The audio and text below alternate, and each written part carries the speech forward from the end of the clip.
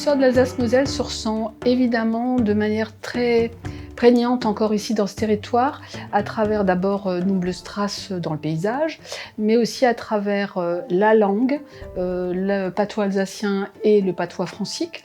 Elle se ressent aussi énormément à travers les traditions, à la fois culinaires, à la fois la manière de fêter Noël, Pâques. Il y a beaucoup d'habitudes, d'us et coutumes, de traditions locales qui sont encore très vivantes.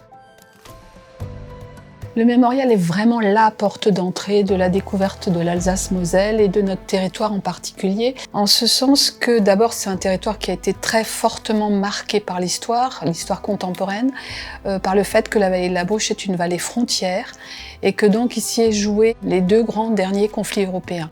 Et aujourd'hui, de ce positionnement du mémorial sur le territoire est incontesté parce que, évidemment, c'est aussi la présence antérieure du camp de Schirmeck et symboliquement aussi l'architecture de ce bâtiment face au Struthof lui donne toute sa raison d'être à cet endroit et aujourd'hui participe totalement de ce qui fait l'identité de la vallée de la Bruche.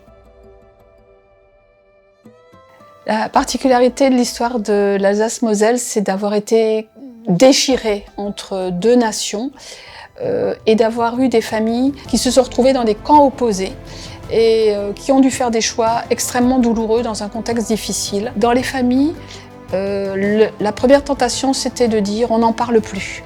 On évite les sujets qui fâchent. Il a bien fallu se rendre compte qu'il faut que ces choses-là soient dites, elles soient exprimées. Et le mémorial, ici, est une manière de remettre des mots sur cette histoire, est une manière peut-être aussi de réouvrir le dialogue, de permettre aux générations d'échanger, parce que là, on ne parle pas de préhistoire, on parle vraiment d'une histoire récente qu'au quotidien, on vit encore ici.